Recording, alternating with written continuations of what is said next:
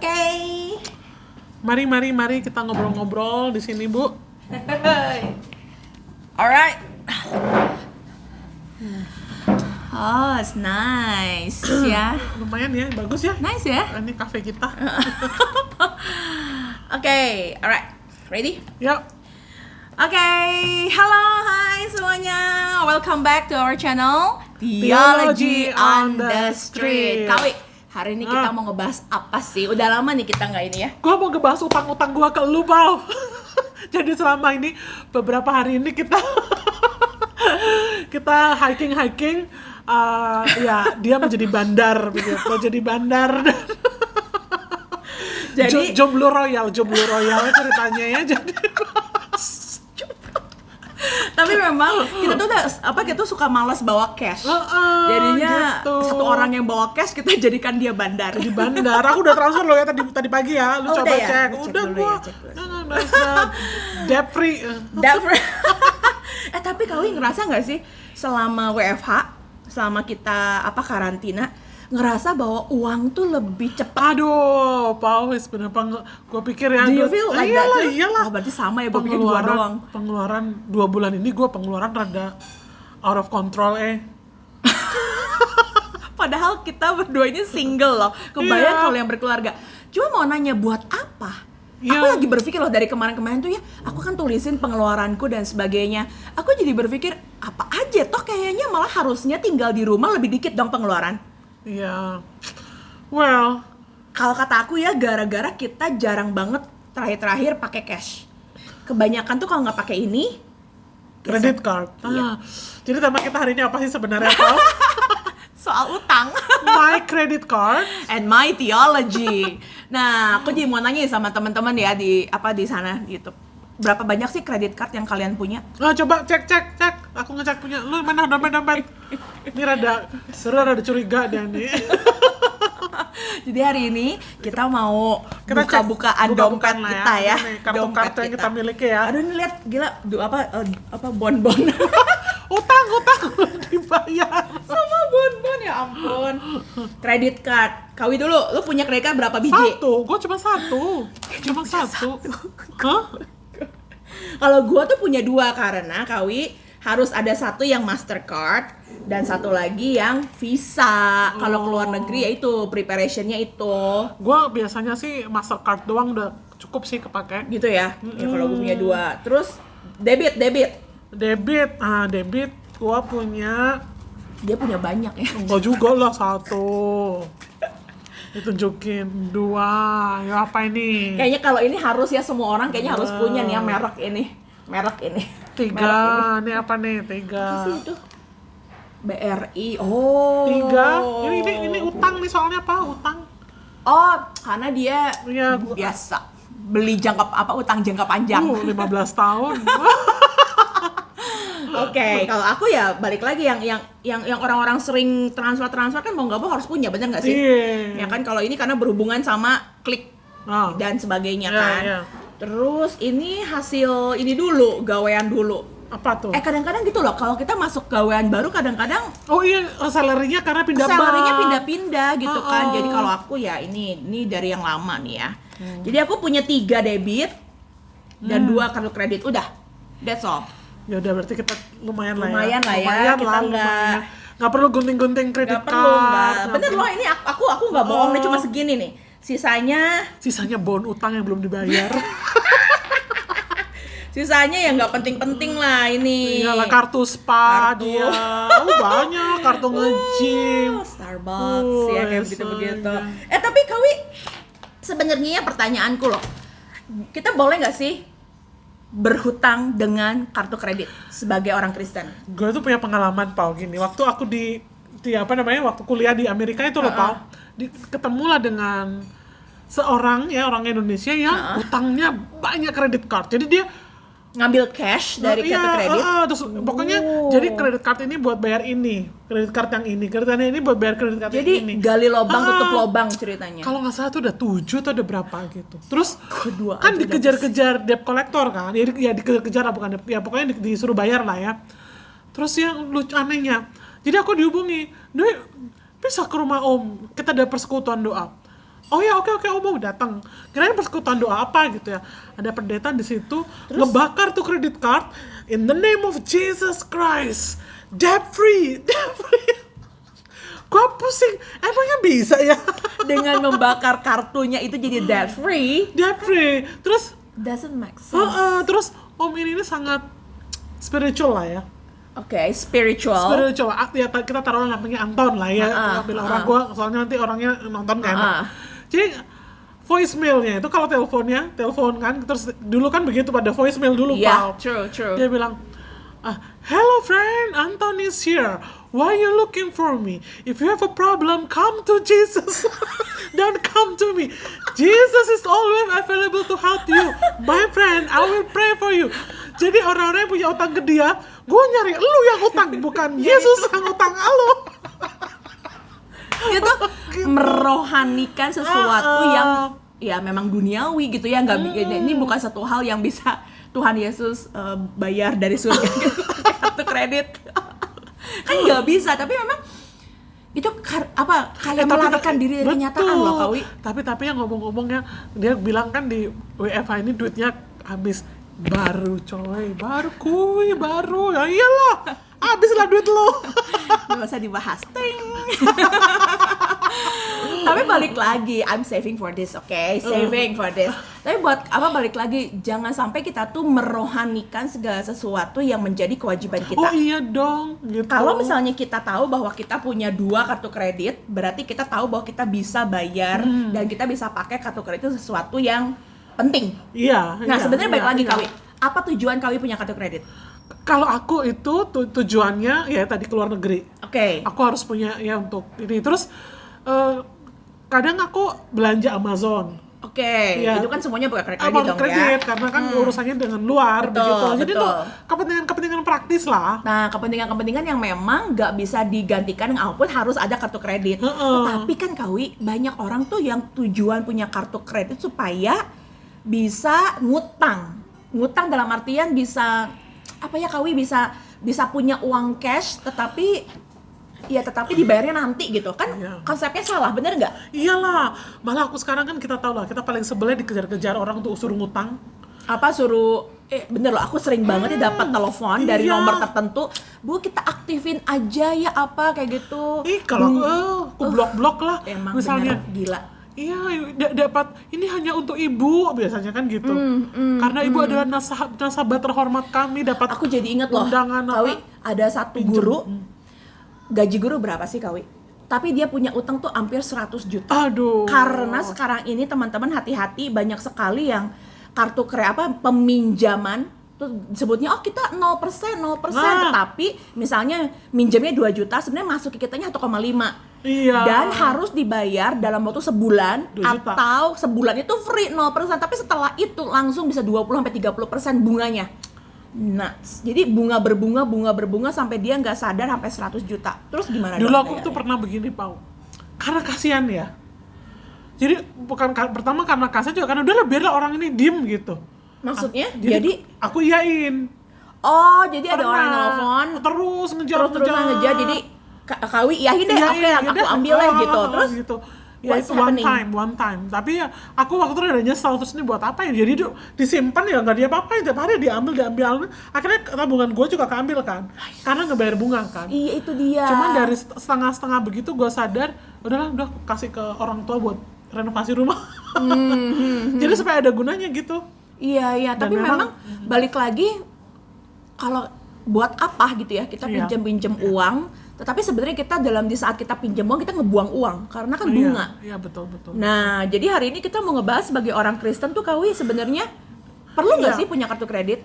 Perlu. Oke, sekali lagi ya. Iya, perlu lah. Untuk hari ini, zaman sekarang ini kayaknya kita perlu at least satu lah ya. Jadi sistem perekonomian kita mengharuskan ya. Betul, Maksudnya mengharuskan. ya kita yang perlu, kalau yang di desa atau di mana yang nggak perlu yang nggak usah. Iya, betul, Yang betul. perlu lah, Kalau yang yang di perlu. perkotaan dan apalagi kita sebagai orang-orang yang kerja internasional profesional, lah ya, yang kerjanya internasional Oh, juga, banyak pasti mau berhubungan. nggak mau Harus. harus. Kita nggak ngomongin begini, orang pelaku bisnis ya memang mau nggak mau kan perputaran uangnya harus hutang. That's no problem. Oh yes, Karena itu beda. Ini beda konsep loh ya, beda konsep. Mereka punya usaha yang generate money untuk itu, tapi kita orang-orang yang bekerja biasa kayak kita ini loh, ya kan, yang income-nya ya monthly, segitu gitu ya. Terus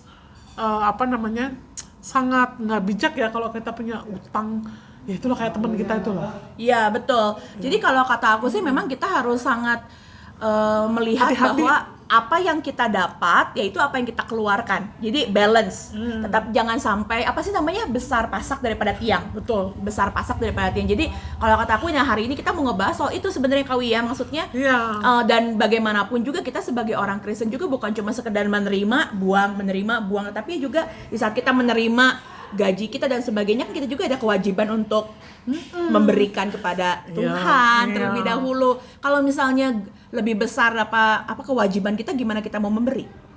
Iya, Betul ya. nggak sih? Paling kalau begitu ya guanya kalau ada peristiwa begitu aduh ada panik ya, aduh kayaknya bulan ini gua nggak bisa nabung, bulan ini uangnya sedikit gitu ya. Gua berdoa, Tuhan sadarkanlah itu para penguasa supaya gaji gua dinaikin. Wih, itu sama aja kayak si Om yang tadi ngebakar kartu kredit. Itu sama aja wishful thinking. Atau Tuhan gua jalan kayak tiba-tiba ketemu duit di jalan. Ketemu sih tapi 1000-an biasanya. Cepet gitu koin. Oke, nah, Kawi, kalau menurut Kawi lagi, what Bible say about credit cards? What do you think Waduh, about it? Aku sih nggak pernah mempelajari secara spesial tentang karena sistem perekonomian di Alkitab kayak beda ya. Betul. Tapi di Alkitab tuh apakah ada sistem hutang piutang? Itu dia. Ada sejak dari perjanjian lama. Dari PL pun udah ada ya bahas itu jadi ya. dan itu diizinkan gitu. Maksudnya misalnya di masyarakatnya Israel yang Tuhan kasih itu kan memang dari dulu kalau kita baca itu ya hutang piutang tuh ada. Jadi misalnya nih gua nggak bisa gua butuh duit, aku pinjam ke lu gitu. Ya harus ada hukumnya kan, harus mengembalikan. Kalau zaman dulu mungkin belum duit ya PL, tapi barter itu loh, barang dan sebagainya. Domba, kambing, lau, whatever. Tapi konsepnya meminjam kan. Terus bahkan sampai dibilang kalau terakhir banget gua nggak bisa punya jaminan untuk dikasih, aku boleh meminjamkan jaket jubahku untuk Garansi jadi jaminan gitu. Right. Itu terus kalau misalnya sampai nggak bisa bayar sama sekali, aku membayar dengan tenaga, aku jadi budak kamu deh setahun gitu loh. Budak. Jadi Oke. Good. Terus kalau sampai misalnya, tapi kalau sebelum sampai jadi budak gitu, kata Tuhan tuh sebelum sampai jadi budak tuh ada kinsman namanya apa? Saudara-saudara yang bisa menebus. Iya, penebus. Itu wajib menebus tuh, wajib. Makanya itu prinsip begitu sangat menjaga perekonomian itu dengan stabil, dengan baik ya. Okay. Jadi saudara-saudara itu wajib membantu gitu loh. Sampai kalau sudah nggak ada yang bantu lagi, ya udah gue jadi budak. Jadi budak pun dalam jangka waktu tertentu tahun Yobel bebas. Gitu kan. Terus kalau misalnya gue jadi budak belum sampai hari pembebasan, ada penebus yang mau ngebebasin gue juga bisa gitu. Free. You're free. Oke, Gitu. tapi itu konsepnya memang bukan uang seperti hari ini kita ya, tetapi sama. Iya, itu kan sebenarnya artinya tuh gitu bahwa ada penebus. Iya. Gitu sih. Jadi konsep hutang piutang tuh ada, bahkan kalau membaca dalam kitab Nabi-nabi, terus Amsal itu ya, ada praktek-praktek membungakan uang yang nggak masuk akal gitu loh, Pak. Nah itu tuh dikecam oleh Tuhan. Iya. Kalau kamu udah baca-baca nggak tentang kredit Iya card sih, ini? aku sih pernah baca-baca juga. Sebenarnya ada satu web gitu, dia bilang bahwa maksudnya biblical itu sebenarnya tidak utang itu nggak biblical banget. Gitu. Sebisa mungkin dihindari. Ya, gitu sebisa lah. mungkin dihindari. Tetapi dia bilang zaman sekarang tuh kita tidak punya kartu kredit. Nah, karena memang ya tadi kita udah bahas tadi ya. Nah, oleh sebab itu gimana sih caranya kita nih sebagai orang Kristen kita bisa tetap punya kartu kredit tetapi juga punya hikmat. Nah, itu dia. Nah yang pertama dia bilang avoid surety, maksudnya hindari satu pemikiran bahwa bisa bayar, Kepedean. bisa bayar, jadi gesek. Lu kalau gua gitu lu ini ya slap gua ya pokoknya. Mau sekarang tapi ada lah, aku punya teman ya, nggak punya pekerjaan, nggak punya apa, tapi so easy, pakai apa dan sebagainya. Aku bilang lu kapan bayar? Tenang. Dan dia sangat rohani, God provides. Nah loh gitu ya. Hati-hati. Dia yang pertama dia bilang avoid surety, lalu yang kedua avoid a balance. Jadi maksudnya apa namanya Bayarnya cuma minimnya itu loh. Jadi maksudnya kan kadang-kadang kita suka dikasih tahu ya cuman bayar, misalnya kita punya 1 juta, bayarnya 100.000, ya 100.000, terus inget ada bunga loh di belakangnya. Aku inget banget waktu itu nonton satu acara, lupa, dia bilang kalau misalnya kita punya kartu kredit, minimum pembayaran 30%. Jadi kalau misalnya kita punya 1 juta, bayarlah untungnya sih 100.000. kalau aku untungnya sih selalu bayar full ya selama ini ya. Kaya ya situ ya. Lumayan. Dia jomblo kaya Karena gua jarang utang. Jomblo kaya gitu ya. Jomblo royal. Jomblo royal gitu ya. Soalnya ini banget dia tulisnya di Psalm di Mazmur 37 ayat 21, dia bilang kalau misalnya lu kalau mau minjem, lu harus langsung cepat-cepat bayar. Gitu, jangan sampai lu disalahkan dengan pinjamannya kamu. Terus yang ketiga, avoid long term debt. Hindari pinjaman jangka panjang. Nah, kasusnya Kawi beda. Kalau kasusnya Kawi itu adalah dia kan beli tanah, beli rumah. Kan ya kecuali dia bener-bener jomblo yang super rich gitu, yang bayar cash pakai karung book gitu kan. Enggak, tapi kan masalahnya kita ada sistem kalau itu. Ada sistem 15 tahun lalu bunganya tetap dan sebagainya. Bebaskanlah aku Tuhan. Dan yang pasti dia punya kemampuan untuk bayar. Betul? Nah, tapi kalau misalnya long term debt itu maksudnya apa sih namanya, utang yang panjang 20%, tapi nggak tahu juga kapan mau beresnya. 20 tahun, 30 tahun tuh never ending. Nah, itu tuh bahaya, dia bilang. Jadi kita jadi slave dong ya? Exactly, benar banget. Tadi kan ngomongin slave, ujung-ujungnya kalau dan kita kan nggak bisa mengharapkan kingsman, nggak bisa ngarepin ada penebus gitu. Oh Tuhan, Boas yang mana? Katanya kalau cari suami itu carilah kayak Boas, katanya. Kaya, tua, takut akan Tuhan. Untuk membayar semua hutang-hutangmu ya, supaya nggak jadi slave, nggak jadi budak. Impossible, Dwi. Wake up, be real, ya. Lalu yang keempat dia bilang, repay what you owe. Bayar semua yang udah kamu janji untuk bayar. Jadi kadang-kadang ada orang yang aku pinjam deh 2 juta minggu depan ya aku bayar. Tapi minggu depan enggak dan sebagainya, terus sampai bertahun-tahun. Itu dia bilang jangan sampai berbohong loh. Ada yang utang gemblong sampai sekarang belum dikasih-kasih. Siapa? Gua. Iya. Hey, hidup ini cuma sebatas gemblong, gua beliin besok 20 biji ya. Nah, terus dia juga bilang kalau ngomongin soal utang dan sebagainya, harus ingat ya tuh, hidup tuh bukan dengan hutang, tetapi kita harus ada saving. Harus ada emergency saving gitu. Kalau bisa nabung. Ya. Jadi makanya dia tuh dia bilang kurangi utang, tabunglah uangmu gitu. Karena kalau utang tuh kan lu hilang duitnya, tapi tabungan tuh buat kita. Lalu yang terakhir, budgeting ya. Itu ya. Create a budget. Jadi kita tuh sebagai orang, apalagi kalau yang sudah berumah tangga ya, kayaknya kan budgetingnya banyak tuh. Buat anak, buat perkeluaran rumah tangga. Kalau kita single makan tapi kadang-kadang ngeliat ya, gaji gua segini, buat diri sendiri kok kayaknya ini kalau temanku bisa buat sekeluarga loh, Pak. Oh Tuhan, ampun. Kalau dia seperti itu, kalau aku ya baru juga dapat kirim. Emang gue hidup ya segini? Beda. Kalau ini kan jomblo kaya. Kalau aku jomblo royal, nggak kaya, ya beda. Tapi aku belajar loh, Kawi, soal budgeting ini, karena balik lagi di budget itu aku tahu kasih buat keluarga berapa, kasih buat aku harus bayar insurance dan sebagainya. Dan yang paling penting sebelum semuanya itu aku paling atasnya tuh ada Kawi, perpuluhan. Nah itu dia, perpuluhan. Karena ngomonginnya salah satu budget ya, perpuluhan. Banyak yang nanya, Pak. Oh, alright. Kan perpuluhan itu kan di PL, emang di PB masih harus perpuluhan? Itu kan hukum perjanjian lama, kan sudah digenapi dalam Kristus. Jadi kita nggak perlu dong perpuluhan. Jadi kita nggak perlu, ya itu kita bahas. Perpuluhannya udah dipenuhi oleh Tuhan Yesus. Makasih Tuhan Yesus. Itu. Oke. So let's talk about it. Terus ada lagi nanya begini, Pak. Tiba-tiba gue di WA dong, pertanyaannya. Apa? Kak Dwi, perpuluhan itu sebenarnya gimana cara ngitungnya? Dari penghasilan neto atau bruto? Gitu. Udah dipotong gaji pembantu, dipotong bayar listrik, dipotong bayar ini baru sisanya dipotong 10%. Hitung-hitungannya gimana? Waduh, hitung-hitungannya itu sampai detail begitu. Nah, gua mau ngomong dulu deh di PL ya. Kenapa harus ada perpuluhan? Kenapa harus ada perpuluhan? Jadi kan bangsa Israel kan keluar dari perbudakan tuh, kan? Terus Tuhan mau menciptakan satu sistem masyarakat yang baru. Dikasihlah hukum, ya kan? Nah, hukum itu hukum Taurat yang sangat holistik, Pak. Bukan cuma ngurusin ibadah ya. Karena orang berpikir sekarang perpuluhan cuma untuk gereja, kepentingan gereja. Padahal enggak Kalau itu tuh ya untuk menegakkan hukum Allah. Nah, hukum Allah itu bukan cuma hukum peribadatan. Ada hukum pidana, ada hukum perdata, ada hukum tenaga kerja.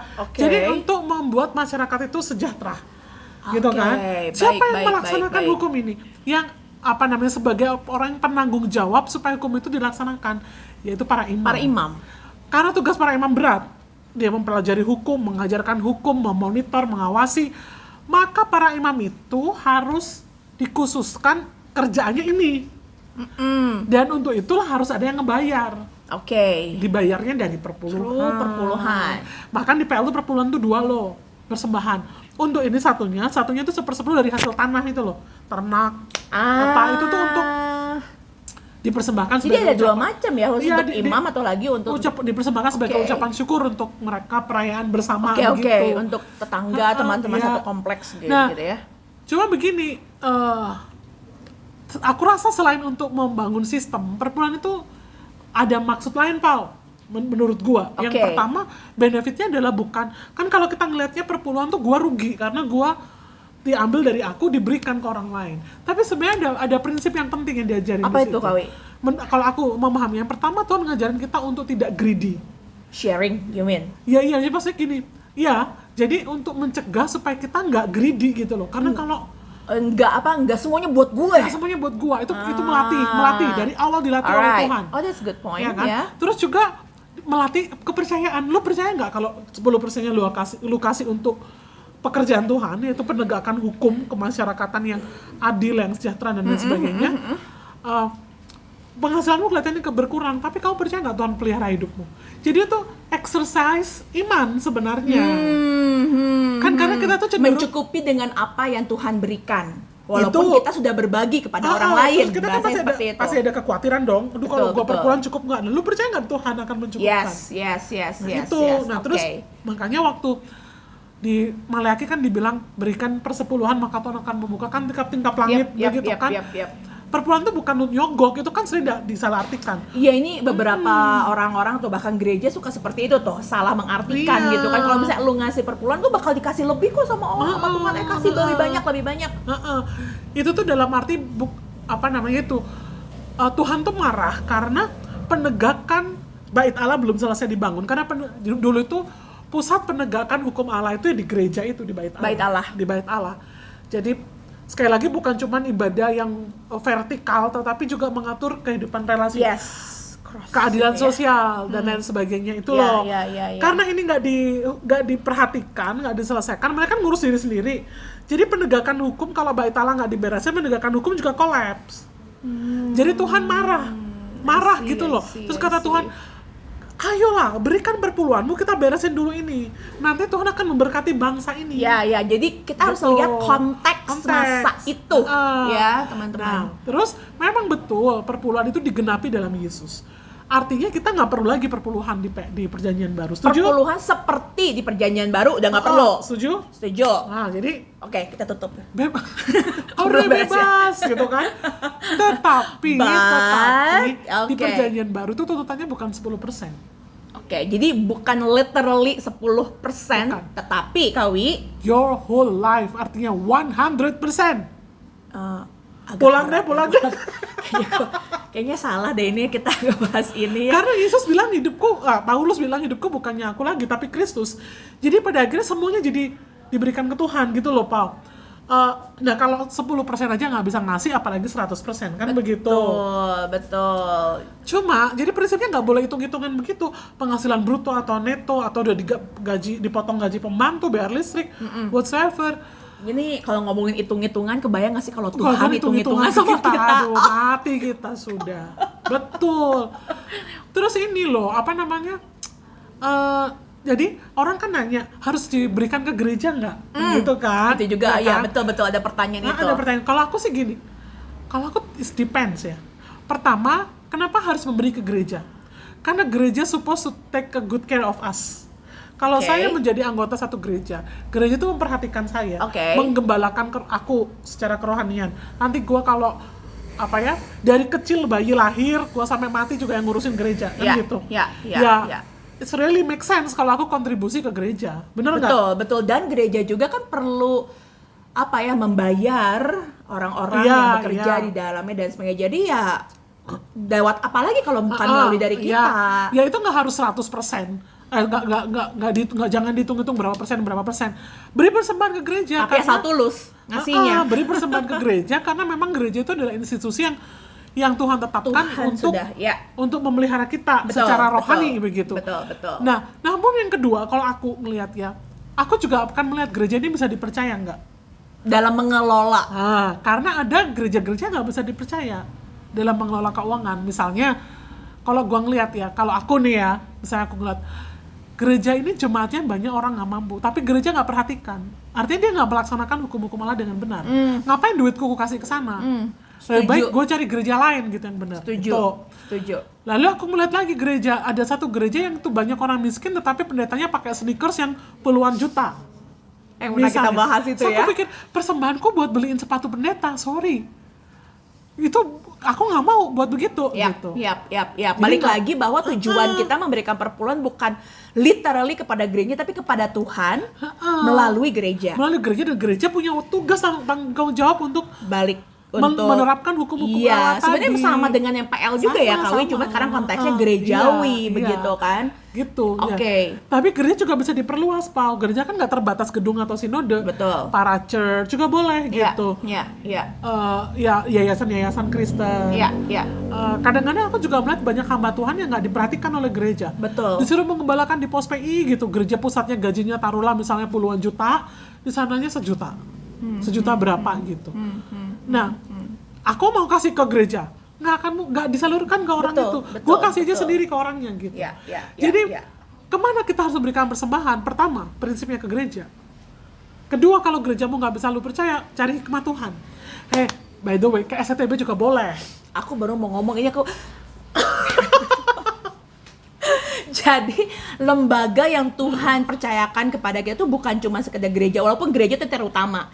Tapi ada juga lembaga-lembaga lain yang mungkin juga perlu perhatian, seperti sekolah-sekolah teologi, lembaga Kristen seperti apa sih namanya, Kawi, kayak Perkantas atau apa sih lembaga-lembaga yang memang non-profit. Iya, gitu. We are totally non-profit. Jadi aku tuh mau cerita, aku punya teman di Jakarta ya, Kawi.